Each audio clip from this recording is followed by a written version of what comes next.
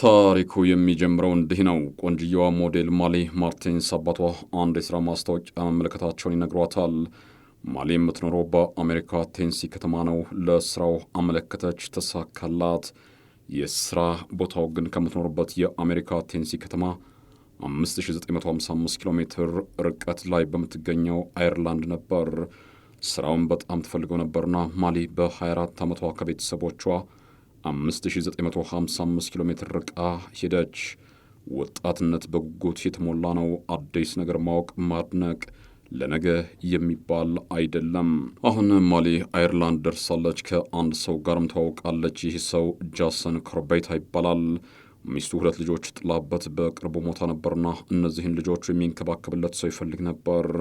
ማሊ የተቀጠረችውም በዚህ ሰው ነው። የድርጅቱ ኃላፊ እሱ ራሱ ስለነበር ይህ ግዙፍ አየርላንዳዊ ሰው መጠጥ ባለበት ቦታ አይጠፋም። ለመጠጥ የተለየ ፍቅር አለው። አቃቤ ሕግ ዋልተር ሃልተን እንደሚሉት ከሆነ ጃሰን ኮርቤታ 2 አይነት ስብዕና ያለው ሰው ነው። ከውጭ ሲመለከቱት በጣም ተጫዋች፣ በቀላሉ ከሰው ጋር የሚግባባ ጥሩ ጸባይ ያለው ሰው፣ ወደ ቤት ሲገባ ግን ይለያል ይላሉ። አምባገነን፣ በሆነ ባልሆነ የሚጨቃጨቅ፣ በልጆቹም ላይ ጥቃት የሚፈጽም። ማሊ ግን በዚህ ሰው ፍቅር እጇን ሰጥታለች። የሚሰራበት ኩባንያ ጃሰን ኮርቤታን ከአየርላንድ ወደ አሜሪካ የሰሜናዊ ካሮላይና አዛውረውም። ወደዚህ ቦታ እንደመጡ በፍቅር ጨርቃቸውን ጥለው ሊያብዱ የደረሱት ማሊና ኮርቤታ ተጋቡም። 319,000 አሜሪካን ዶላር በተገዛው ግዙፍ ዘመናዊ ቤት ይህ ቤተሰብ ሕይወትን በአዲስ መንፈስ እየመራ ነው። የ24 ዓመቷ ማሊ የዋና አሰልጣኝ ሆና እየሰራች ነው። በተለምዶ የእንጀራ እናት በበጎ አትነሳም። ማሊ ግን እነዚህን 2 ልጆች ከነፍሷ በላይ አብልጣ ትወዳቸዋለች። ቅርርባቸው፣ አብሮነታቸው እናትና ልጅን ያስንቃል። ሕፃናቱ ማሊን እናታችን እያሉ ይጥሯታል። የእናቶች ቀን ሲከበር ለማሊ ስጦታ ለመግዛት በዋዜማው እንቅልፍ የላቸውም። የታዳጊዎቹ አባት ጃሰን በአንድ ነገር ደስተኛ አይደለም፣ በልጆችና በአዲሷ ሚስቱ ማሊ መካከል ያለው የጠበቀ ግንኙነት። ልጆቹ ነፍስ ካወቁ ጀምሮ እናታቸው ማሊ እንደሆነች ነው የሚያውቁት። ለሕግና ስርዓት ቅድሚያ በምትሰጠው አሜሪካ ማሊ የልጆቹ እናት ተብላ የምትጠራው ሕጋዊ በሆነ መንገድ በጉዲፈቻ ልጆቹን መረከብ እስከቻለች ብቻ ነው። ከዚህ ውጭ የአባታቸው ሚስት ብትሆንም እናት ልትባል አትችልም። ማሊና ልጆቹ ነፍሳቸው እስኪወጣ ድረስ ቢዋደዱም እናቴ ልጅ እየተባባሉ ቢጠራሩም ጃሰን በሕጋዊ መንገድ እናትና ልጅ እንዲሆኑ አልፈለገም።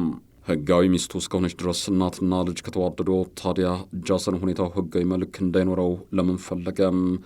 አቃቤ ሕግ ዋልተር ሃልተን አንድ መላምት ያስቀምጣሉ። ማሊ ጃክና ሳራን በጣም ስለምትወዳቸው ሕጋዊ እናትነትን በመከልከል እሷን መቆጣጠር ይፈልጋል ይላሉ።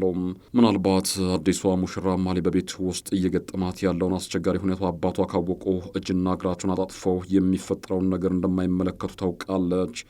የማሊ አባት ቶም በጥሮታ እስከተገለሉበት ቀን ድረስ በኤፍቢአይ በሀገሪቱ የደህንነት ቤተ ሙከራና በኒውክሌር ማብለያ ጣቢያ ሀገራቸውን አገልግለዋል። ባጭሩ የማሊ አባት ቶም ሕይወታቸውን በሙሉ ወንጀለኛና የወንጀል ድርጊቶችን በመመርመር ነው እያሳልፉት።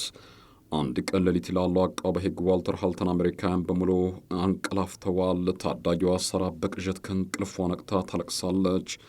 ለቅሷን የሰማችው ማሊ በጥድፌ ታዳጊዋ ሳራ መኝታ ቤት ውስጥ ገብታ ታባብላታለች። በዚህ ቅጽበት ነበር የቤቱ አባወራ ጃሰን ኮርቤታ ከእንቅልፉ የነቃው። ከእንቅልፍ በመነሳቱ በጣም ተናዷል። ንዴቱን ለማብረድ ባለቤቱ ማሊ ላይ ዘሎ ይጠመጥምባታል፣ ይደበድባታል፣ ያንቃታል። ማሊ ድረሱልኝ ስትል ቤቱን በሬታ አደበላለቀችው። ድረሱልኝ ስትል የጮኸችው ማሊ አንድ ሰው ደርሶላታል፣ አባቷ ቶም። የማሊ አባት ቶም እንደሚሉት ከሆነ ጩኸቱን ሰምተው ከምድር ቤት ወደ ፎቅ በሩጫ ወጥተው ሲመለከቱ ልጃቸውን በሞት አፋፍ ላይ ሆና አገኘኋት ይላሉ። ልጄን ልቀቃት ብለው ቢማጽኑትም ዛሬ ሳልገድላት አለቃትም የሚል ዛቻ ከልጃቸው ባል እየሰሙ ነው። እባክህ አሉ እገድላታለሁ እያለ እሱ መልስ ይሰጣል። ከ118 ኪሎ ግራም በላይ የሚመዝነው ጃሰን ኮርቤታ አባትና ልጅን እንደሚገድላቸው እንደዛተባቸው አቃቤ ሕጉ ዋልተር ሃልተን ይናገራሉ። ልጃቸውን ከገደለ በኋላ እርሳቸውን ተረኛ እንደሚያደርጋቸው የተዛተባቸው የማሊ አባት ቶም ከብረት ተሰርቶ በስፖንጅ በተለበደ የቤዝቦል መጫወቻ የልጃቸውን ባል ጃሰን ኮርቤታን ደጋግሞ ጭንቅላቱን ቀጠቀጠውት። አልበቃቸው ወይም አላረካቸውም፣ ደጋገሞት። ማሊም በኮብልስቶን የባሏን ጭንቅላት ቀጠቀጠችው። ከ12 ጊዜ በላይ የጃሰን ኮርቤታ ጭንቅላት በአደገኛ ሁኔታ ተመቷል። በመኝታ ክፍሉ እርቃኑን በአሰቃቂ ሁኔታ ተገድሏል። የማሊ አባቶም ለፖሊስ ወዲያው ደውለው የልጄ ባል ከልጄ ጋር ጸብ ውስጥ ነበረው፣ ጣልቃ ለመግባት ሞክሬ ነበር፣ አሁን አደገኛ ሁኔታ ላይ ይገኛል፣ እርዳታ ላኩልን አለው። የ911 ኦፕሬተሮች ሰውየው የሚገኝበት ሁኔታ ምን እንደሚመስል እርግጠኛ መሆን ነበረባቸው። የተለያዩ ጥያቄዎችን ጠየቀውም። ራሱን ያውቃል አያውቅም፣ ትንፋሹስ አለ ለማለት አያስደፍርም። ፖሊስና የሕክምና እርዳታ የሚሰጡ ባለሙያዎች መኖሪያ ቤቱ ደርሰዋል። ፖሊስ የተፈጸመ ሁኔታ ሲመለከት ግራ መጋባት ውስጥ ገብተዋል። አጣብቂኝ፣ ራስን መከላከል ወይስ ሆን ተብሎ በቅድ የተፈጸመ ግድያ? የጃሰን ኮርቤታ አሟሟት በጣም አሰቃቂ ስለነበር ያለውን ሁኔታ ሙሉ በሙሉ ማሳየት ከባድ ነው። የደም ፍንጣቂዎች እዚህም እዛም ይመለከታሉ። የግድግዳው 1 ሜትር ከፍታ ሳይቀር በደም ተጨማልቀዋል። ግድግዳው ላይ ያሉ ሶኬቶች በደም ተሸፍነው ያሉበት ቦታ በውል አይታወቅም። ፖሊስ ወዲያው በቦታው እንደደረሰ ነበር ማሊን ፎቶ ያነሳው። ፊቷ ላይ የደም ፍንጣቂዎች ቢስተዋሉም በእጇና በለበሰችው ቢጃማ ላይ ግን ምንም ደም አይመለከቱም። አባትና ልጅ ለምርመራ ወደ ፖሊስ ጣቢያ ተወስደዋል። መርማሪዎች የቀድሞውን የኤፍቢአይ ሰራተኛ የማሊን አባት ፎቶግራፍ አንስተዋል። ሰውየው በፍትጊያው መሃል ነበሩም። ነገር ግን አንድም ደም በልብስና በእጃቸው ላይ አይታይም። ልጄን ይገድላታል ብዬ በጣም ፈርቼ ነበር፣ እኔንም ሊገድለኝ ይችላል በሚል ስጋት ውስጥ ነበርኩ ይላሉ ቶም። ራስን መከላከል ወይስ የማስወገድ እቅድ? መርማሪዎቹ መልስ ለማግኘት እየታተሩ ነው። እንደዚህ ሲመለከቱት የሚያምር ቤት አስቀያሚ ወንጀሎችን መደበቅ ይችላል። በፖሊስ ምርመራ ላይ የምትገኘው ማሊ ሟች ባለቤቷ ጃሰን ኮርቤታ በተደጋጋሚ ጥቃት ያደርስባት እንደነበር ትናገራለች።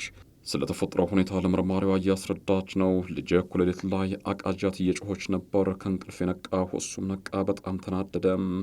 ዝም በይ ብሎ አንቀኝ፣ አፈነኝ፣ ጮኹ ትላለች። በምርመራው መሃል ማሊ አንድ ያልተለመደ ነገር እያደረገች ነበር። ይህ ሁኔታ የመርማሪዎችን ቀልብ ትኩረት ስቧል። ለምንድን ነው አንገትሽን የምትቧጭሪው ሲሉ ጠየቋት። ብዙ ቦታዎች ላይ ጥቃት አድርሶብኝ ስለነበር ስላመመኝ ነው ስትል ምላሽ ሰጠች። አስታውሱ፣ መርማሪዎቹ ቀደም ብለው ማሊን ፎቶ አንስተዋት ነበር። አንገቷና ሌሎች የሰውነት ክፍሏ ላይ ጥቃት መፈጸሙን የሚያሳይ ነገር አልነበረም። ተጨማሪ ፎቶግራፍም ለማስረጃ ተወስዷል። በዚህ ግድያ ከአባቷ በተጨማሪ ማሊ ባለቤቷን በኮብልስቶን ጭንቅላቱን ደጋግማ መምታት የድርሻዋን ተወጥታለች። ይህ ኮብልስቶን መኝታ ቤት ውስጥ ለምን ተገኘም? ለዚህ ጥያቄ ማሊ ተራ ሊባል የሚችል ውሃ የማይቋጥር ምክንያት አስቀመጠች። ልጆች ለመጫወቻ ይዘውት ነበር፣ ቀለም እየቀባን ባጭሩ ለመጫወት ነበር መኝታ ቤት የገባው በማለት መልስ ሰጠች።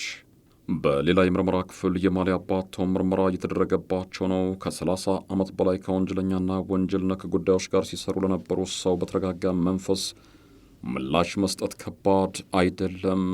የምርመራ ውጤቱ እንደሚያሳየው ከሆነ ጃሰን ኮርቤታ የሞተው ጭንቅላቱ ላይ በደረሰ ድብደባ መሆኑ ተረጋግጧል። አባትና ልጅ ሟች ጃሰን ኮርቤታ ጠጥቶ እንደነበር ይናገራሉ። ነገር ግን የምርመራ ውጤቱ የሚያሳየው ጃሰን ኮርቤታ ደም ውስጥ የነበረው የአልኮል መጠን 20 ሚሊግራም ብቻ ነበር። ይህ ማለት ደግሞ በጣም ዝቅተኛ የአልኮል መጠን ነው። በእርግጥ በሰውነታችን ውስጥ የሚገኝ የአልኮል መጠን ከሞትን በኋላ መጠኑ ዘቅ እንደሚል ሳይንስ ያስረዳል። ማሊ በተደጋጋሚ ጥቃት ያደርስባት እንደነበር እየተናገረች ነው። በልብሷ ላይ ምንም አይነት ደም አልተገኘም። በምርመራ ወቅት አንገቷን መቧጨሯ በሕግ ሰዎች ላይ ጥርጣሬ ፈጥሯል። ሁሉም ሐሰትን ይላለው። ምርመራው ከተጠናቀቀ በኋላ አባትና ልጅ ወደ ቤታቸው መሄድ እንደሚችሉ ተነገራቸው። ይህ ግን የመጨረሻው ታሪክ አይደለም። የሕግ ሰዎች የተተረከው ታሪክ ከእውነቱ ጋር ሲነጻጸር የሰማይና የምድር ያህል ልዩነት አለው ይላሉ። ታሪኩ በራስ መከላከል ላይ ሊያጠነጥን አይገባውም ብለው ይከራከራሉ። ግድያው ከተፈጸመ ከጥቂት ቀናት በኋላ የጃሰን ኮርቤት ልጅ ጃክ በማኅበራዊ ሠራተኛ ሶሻል ወርከር አንዳንድ ጥያቄ ተጠይቀው የማሊን ሐሳብ የሚደግፍ ምላሽ ሰጥቷል። ሟች አባቱ ጃሰን እናቱን ማሊ ደበድባት እንደነበር ተናገረም። የአባታቸውን መሞት ተከትሎ ልጆች ወደ ሀገራቸው አየርላንድ ተመልሰዋል። የሰሜናዊ ካሮላይና ፖሊስ በስካይፕ ለታዳጊው ጃክ ጥያቄ እያቀረበለት ነው። ጃክ ቀደም ብሎ የተናገረው ሐሳብ ሙሉ በሙሉ ሐሰት ነበር ሲል ብዙዎችን አስደነገጠም። ለምጠየቀው ጥያቄ የውሸት ምላሽ እንድሰጥ ማሊ አስገዳይ ነው ሲል ይደመጥ። የቀድሞው የኤፍቢአይ ባለሙያና ልጃቸው ማሊ በብዙ ክርክር እጃቸው በካቴና እንዲጠፈንግ ተደረገም።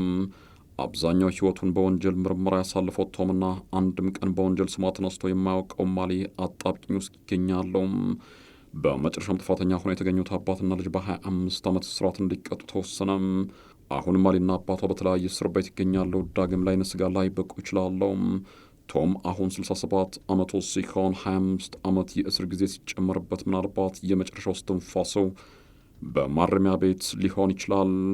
አሁን ከቤተሰቦቻቸው ጋር አየርላንድ የሚገኙት ታዳጊዎቹ ጃክና ሰራ ምንም እንኳን ነፍስ ሳያውቁ ብትለያቸውም በመጀመሪያ ወላጅናታቸው ከዛም አባታቸውን በመጨረሻም በአእምሯቸው የተሳለችው እናታችን የሚሏትን ማሊን አጥተዋል። የጃሰን ኮርቤት አሟሟት ለጠላት ማይመኙትም። ለዚህም ይመስላል ፍርድ በተሰጠበት ቀን ቤተሰቦቹ አንድ ነገር ተናግረው ነበር።